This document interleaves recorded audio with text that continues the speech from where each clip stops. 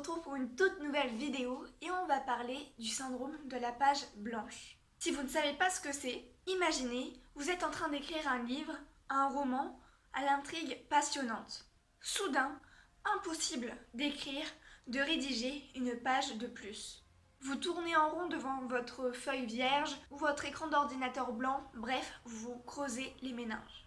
Plus aucun mot ne daigne sortir de votre esprit. Vous êtes confronté au syndrome de la page blanche, un mal qui affecte la totalité des écrivains. Ce syndrome peut durer 1 heure ou 2, ou au contraire, peut se prolonger sur plusieurs jours. Alors la tentation est grande d'abandonner son écrit, de se dire qu'on va jamais y arriver, on va jamais pouvoir terminer ce qu'on veut faire. Vous n'arrivez plus du tout à écrire, même pas une phrase. J'ai décidé de faire cette vidéo car il y a quelques temps, il y a du coup 1 semaine environ, je n'arrivais plus à écrire. Après moi c'est un peu différent parce que j'écris, ou du moins j'essaye d'écrire, le roman d'une série de jeux. Donc j'en parle d'ailleurs dans cette vidéo qui va s'afficher juste ici si je me trompe pas. Et au départ j'avais des vidéos pour m'aider, pour voir, moi ça m'empêchait, j'avais pas à faire que des captures d'écran du jeu et j'avais pas besoin d'y jouer en fait. Je sais pas du tout si vous avez compris, mais c'est pas grave. Mais maintenant, j'ai plus de vidéos pour m'aider. Du coup, ça veut dire que je suis obligée de jouer au jeu, faire des captures d'écran et seulement écrire après. Et moi, je veux pas rater de choses intéressantes. Je veux éviter de zapper trop de choses. Je vais vous proposer les conseils du site Colibri. Normalement, ça va s'afficher quelque part à l'écran. J'aime beaucoup ce site. Je l'ai déjà utilisé quelques fois pour justement des conseils et même aussi... J'adore la voiture, mais bref, on s'en fiche. Et aussi pour regarder, c'est pas du tout compréhensible ce que je dis, mais c'est pas grave. Pour imprimer mes livres. Enfin, ce que j'ai fait, mes histoires. Alors, comment vaincre le syndrome de la page blanche? Colibri en propose 9. Parfois je vais entrer dans les détails, parfois non. C'est parti. Stimulez votre créativité. Utilisez tous les biais artistiques à votre portée.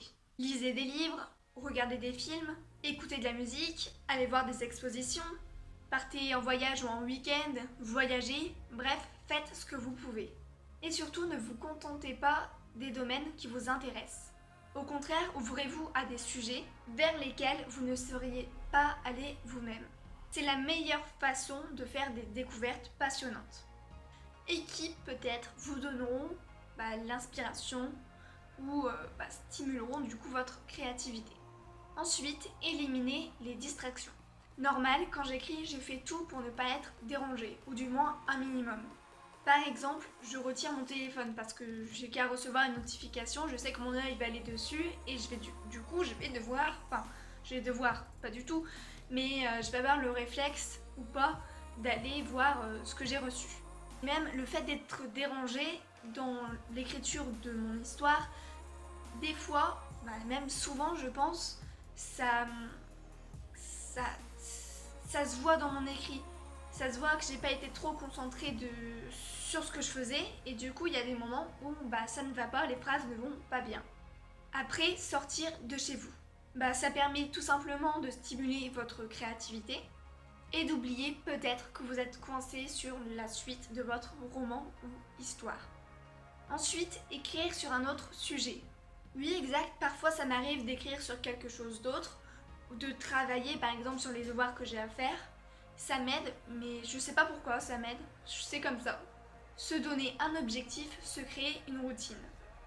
Ça fait une excellente transition pour vous inviter à aller voir ma vidéo Se créer une routine d'écriture. Au moins là-bas j'en parle plus sérieusement que dans cette vidéo, enfin normal. On va pas s'attarder là-dessus. Donc allez la voir, normalement ça s'affiche là, si je me trompe pas, de côté. Après on a demandé de l'aide. Je le fais parfois, mais d'autres fois je préfère garder mon problème pour moi parce que des fois ma mère par exemple elle n'a pas forcément le temps de lire ou de m'aider. Et même je trouve que comme c'est moi qui écris, c'est à moi de corriger, de voir mes propres erreurs pour avancer. Mais, parce qu'il y a un mais, la personne à qui j'ai demandé de l'aide, par exemple, pourrait sûrement me donner des idées auxquelles je n'aurais jamais pensé. Sauter des passages. Alors ça, je le fais très régulièrement. Donc, c'est une solution toute simple qui consiste à passer au chapitre suivant. Au moins, ça me lance, du moins pour moi, dans une nouvelle dynamique. Et au moins, je ne reste pas coincée dans le passage qui me bloque. Par contre, c'est vrai, pour revenir au passage qui m'a bloqué, c'est compliqué. En réalité, rien ne vous force à écrire dans l'ordre, chapitre par chapitre. Vous faites comme vous le sentez. Rien à faire, votre symptôme de la page blanche est toujours présent et persistant. Une méthode radicale et efficace malgré tout vous permet de retirer ce mal. Écrire. Forcez-vous à écrire. Faites-le même si vous avez l'impression que vous écrivez n'importe quoi au début. En effet, les premiers mots, les premières phrases sont très difficiles à entamer au début. Quand vous commencez à écrire, votre cerveau va se mettre en mode rédaction et petit à petit, l'énergie créatrice gagnera peu à peu. Voilà, merci à tous d'avoir regardé cette vidéo, j'espère qu'elle vous aura plu. Je vous mets en description les liens pour lire mes histoires comme d'habitude, mon blog et mon Instagram, et on se retrouve pour une prochaine vidéo. Salut, salut!